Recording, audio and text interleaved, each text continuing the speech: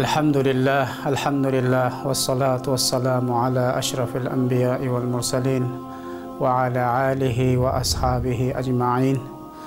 Summa amma ba'd. Esselamu aleyküm ve rahmetullahi ve berekatuhu. Süyüktü Allah subhanahu ve ta'alama çeksiz maktolar olsun. Süyüktü Peygamber Muhammed Mustafa sallallahu aleyhi ve sellem ve salam salavatlar olsun. Allah'ımın salamı, tınçlığı, berekesi sizlerge olsun. Mınake aldığımızda ulu Ramazan ayı kutlu olsun. Bağırdığımızdarga Allah Ta'alamın ıyık Ramazan ayı çındık, densoluk, uzun ömür, bakıvat yaşao, bereke, ıntımaktoluk, sabırdoluk alıp gelgen olsun. Bugün geç men toz açarga konuğa çakıram. Oy, meni mi? Albatta sizde. Çoğun rahmat, bирок kayda barabыз? Mindal toyxonasi. Oğuz açarga buyurtmalardı kabul alabız. Üylönүү toy, kız uzatуу, jentek toy, юбилей жана башка toylordu 150 kişiye чейин жогорку деңгээлде өткөрүп беребиз. Oh, чынында тамактар абдан даамдуу экен. Ооба, арзан жана даамдуу. Дарегим, Karpinka көчөсү 192, Жибек жолу менен кесилишет. Телефон номерим 0706 88 91 99. Tez tam жоопкерчилиги чектелген коому. $3500 başlap 40 күндө үй куруп берет. Жылуу, коопсуз, арзан, сиз күткөндөй жана ойдогудай болот. Дареги, Бакаев көчөсү 44, Гагарин көчөсү менен кесилишет. Байланыш телефону 0709 38 74 74.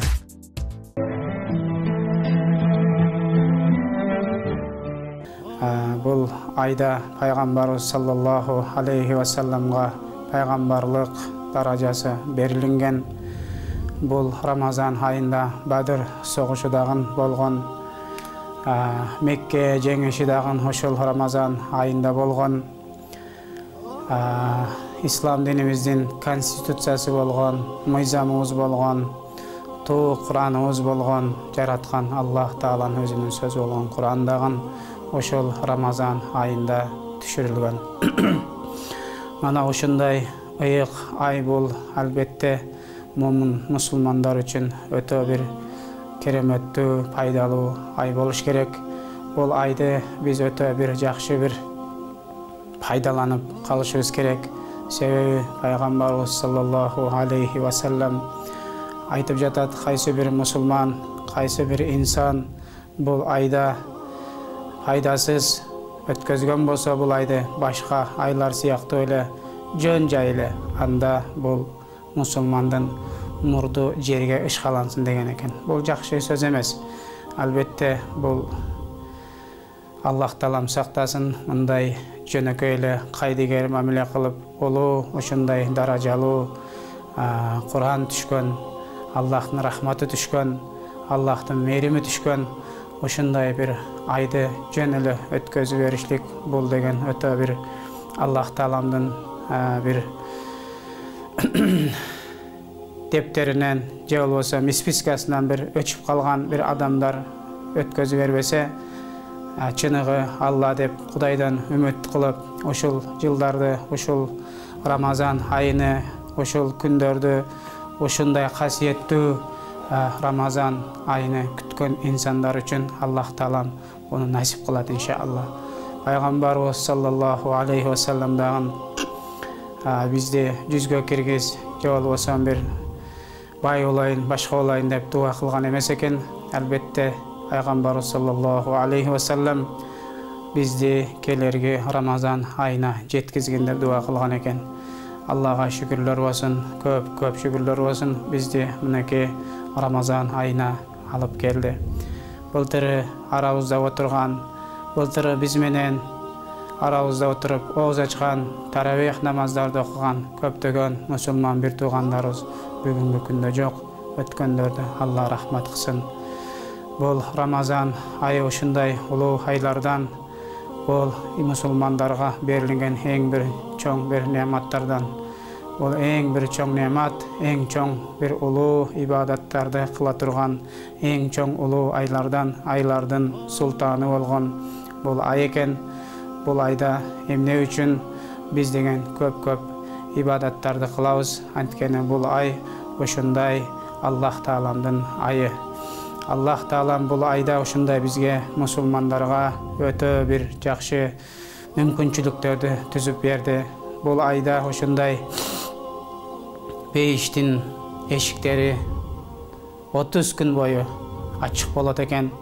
Бул айда тозоктун эшиктери 30 күн бою жабылат экен. Бул айда толмойын шайтандар бардыгы кишенделип байланат экен. Шайтандар кишенделип байланат дегени бул албетте көптөгөн инсандарыбыз намаз окубайсыңбы десек, Кудайым бирсе окуйбуз, же болбосо шайтан минип алганда деген бир сөздөр болот. Албетте толмойын шайтандар байланды бул Рамазан айынын кириши менен. Байланганда албетте бул Рамазан айында көптөгөн инсандар шайтанга берилип жатам деп намаз окуй албай атса, орозо тута албай атса, шайтанды шылтаган мусулмандар эми иншалла шылтоо кыла албайбыз. Анткени сизди намаздан кайтарган, сизди тахажжуд намазды окутпай таптап уктатып койгон, сизди нервиңизди көтөргөн, сөзгө чыдамсыз болуп уруша кеткен болсоңуз, шайтанга алдырып, эми шайтан жок, ал байланды. Эми биз деген албетте бизге деген Аллах Таалам мүмкүнчүлүк түзүп берди. Шайтанга эми шылтабашыбыз керек. Мана ушул мүмкүнчүлүктөн окуй албай аткан намаздарыбызды окушубуз керек. Тута албай аткан орозолорубузду тутушубуз керек. Бирөөгө жаманчылык кылып аткан болсок токтотушубуз керек. Шайтанга шылтап арак ичип жүрүп аны токтото албай аткан болсок, аны токтотушубуз керек. Шайтанга шылтап алып биз деген кайрымдуулук кыла албай атсак, нафсибизге кирип, анда биз иншалла ошо кайрымдуулуктарыбызды кылышыбыз керек, закаттарыбызды беришибиз керек, айтор жакшылык иштерди кылышыбыз керек. Анткени бизди тоскон шайтан байланды. Эгерде бул нерсени да биз жакшылап кайрымдуулук кыла албасак, мусулмандык бир туугандыгыбызды, Аллах Тааламдын алдында бир пендечилигибизди, мамилебизди тууралай албасак бул айларда, анда биз шайтандын келбетиндеги, шайтани сыпаттагы адамдар болуп саналып калабыз. Себеби бизди тоскон, бизди кармаган намаздан, ибадаттан, риядан, эл көрсүндөн, кожо көрсүндөн, айтор ар кандай шылтоолордон бизди ушундай кармап турган шайтан бүгүнкү күндө байланды.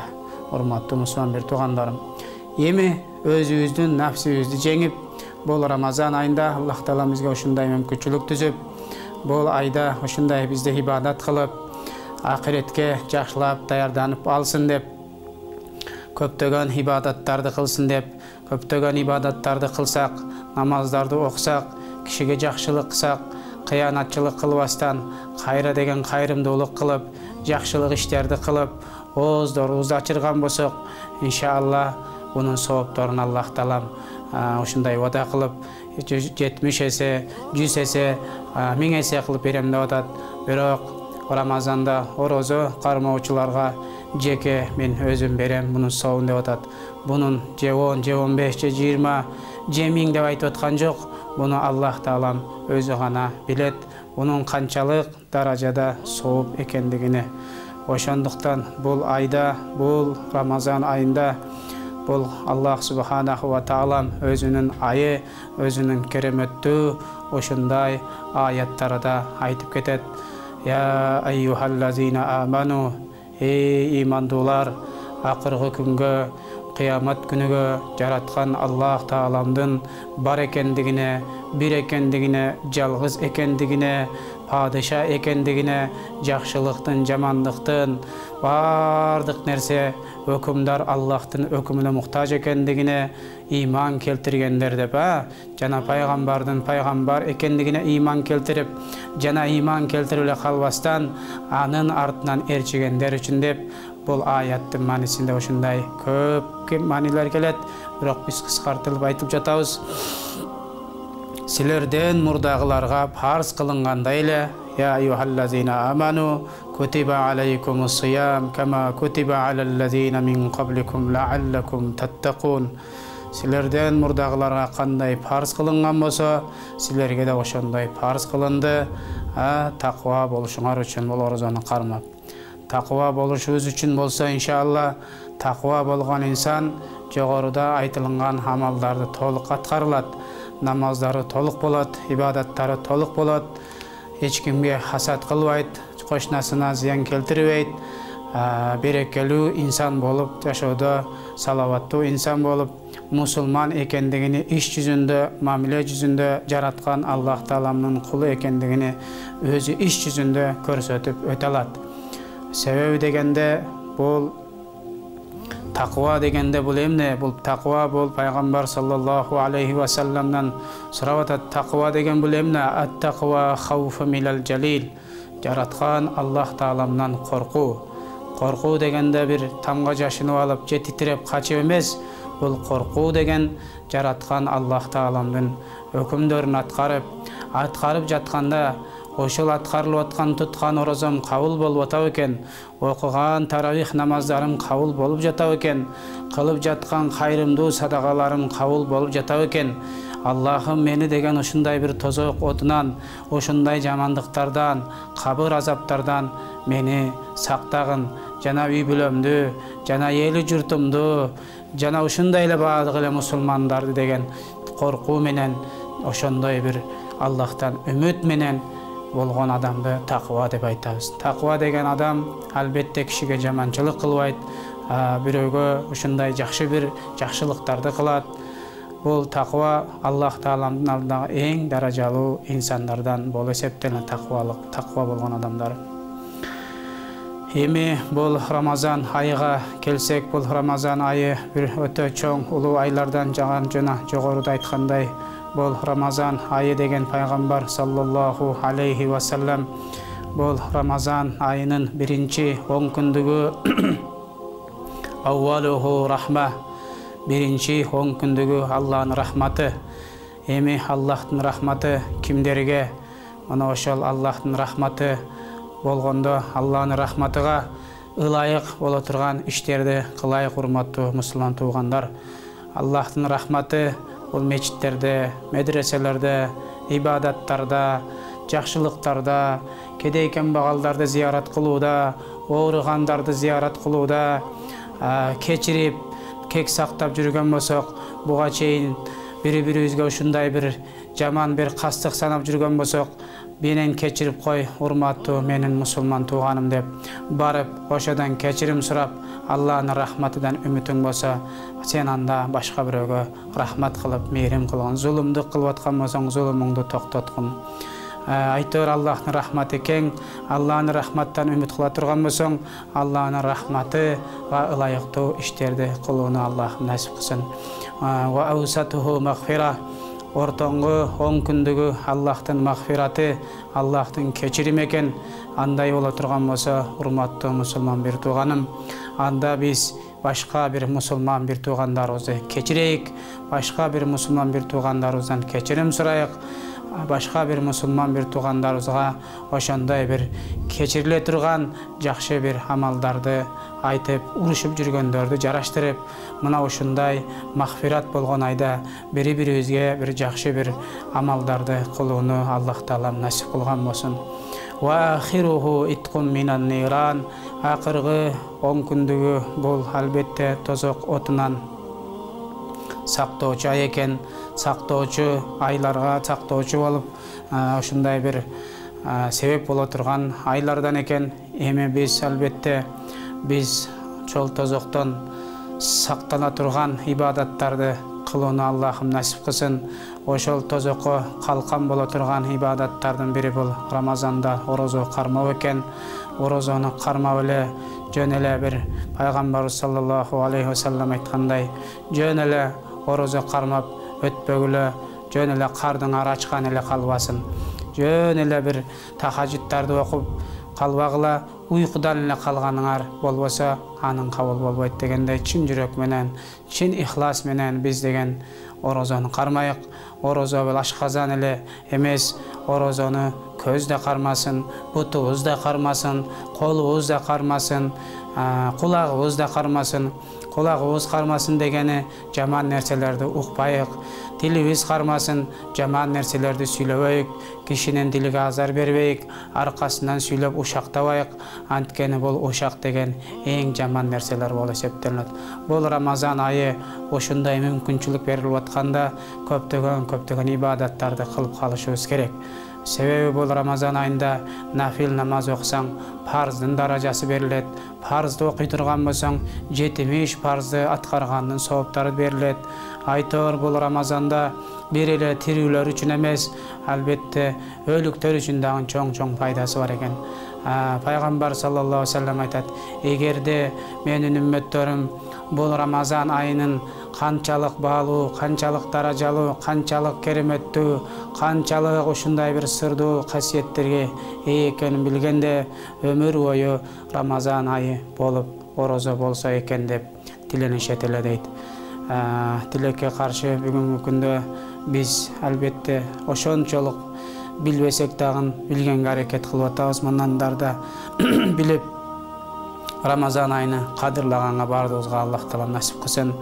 Жана өлүктөр дагы ушунчалык бир Рамазан айы постоянно боло берсе деп булар да тилейт экен. Себеби күнүнө ооз ачканда кечинде 60 000 кабырга өлгөн тозокко важип болуп калган өлүктөрдү бейишке киргизет экен, кечирет экен.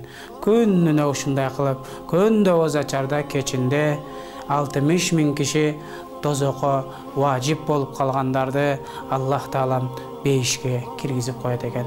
Бул да болсо амитса деп коёсу, амитсаны кимдер гана күтпөйт. Бул албетте бул Аллах тааламдын рахматы, мусулмандарга болгон эң бир чоң бир мерими. Албетте иншалла. Ошондуктан урматтуу мусулман бир туугандар, бул айда бир көптөн көп жакшы бир ибадаттарды кылып, мурда оңдой албай аткан хулк мүнөздөрүбүз болсо, ошолорду оңдойгонго Аллах таалам товфик берсин.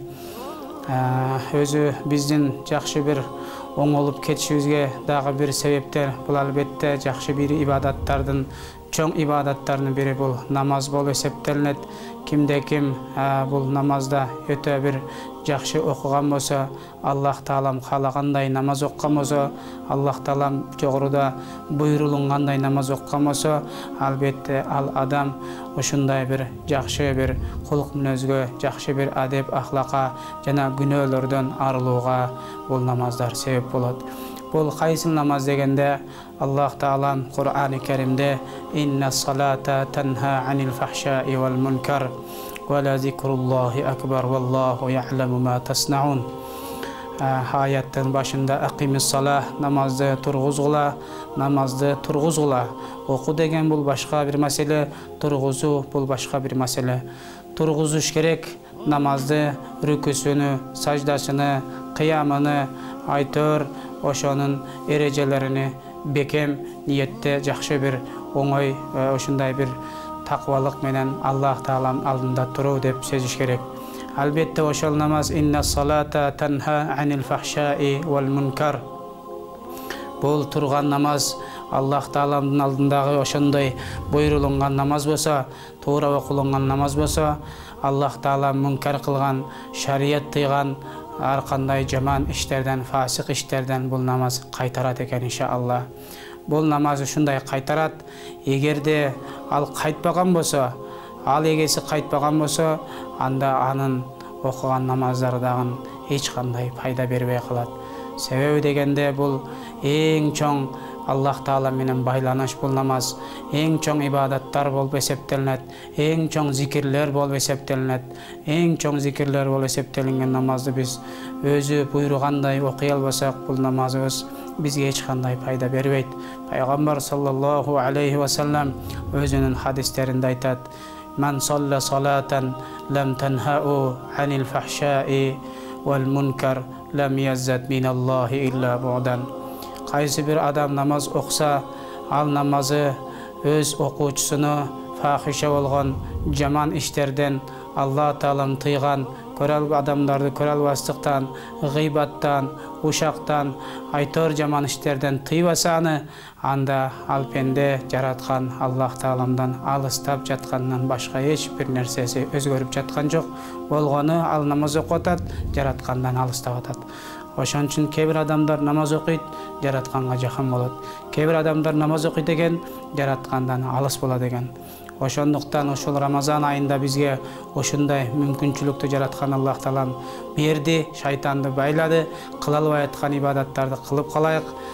Oşunday bir жақшы күндөрдү, жақшы ibadattарды, salihий bir amaldарды kılууну бардыгыбызга Allah Taalam nasip kılgan bolsun. Hormatly musulmandar, kirip kelgen Ramazan ayılar kutlu bolsun. Kılatılgan ibadattlarыбыз Allah Taalam güç kuvvet berip, Allah Taalam özü kabul kılgan bolsun. Assalamu aleykum ve rahmetullahi ve barakatuhu. Tez tam жоопкерчилиги чектелген кооmu $3500 başlap 40 күндө үй куруп берет. Жылуу, коопсуз, арзан, сиз күткөндөй жана ойдогудай болот. Дареги Бакаев көчөсү 44, Гагарин көчөсү менен кесилишет. Байланыш телефону 0709 38 74 74. Баса, бүгүн кеч мен тоз ачарга конокко чакырам. Ой, мени? Албетте сизди. Чоң рахмат, бирок кайда барабыз? Миндаль тойканасы. Оз ачарга буйртмаларды кабыл алабыз. Үйлөнүү той, кыз узатуу, жентек той, юбилей жана башка тойлорду 150 кишиге чейин жогорку деңгээлде өткөрүп беребиз. Чынында тамактар абдан даамдуу экен. Ооба, арзан жана даамдуу. Дареги Карпинка көчөсү 192, Жибек жолу менен кесилишет. Телефон номери 0706 88 91 99.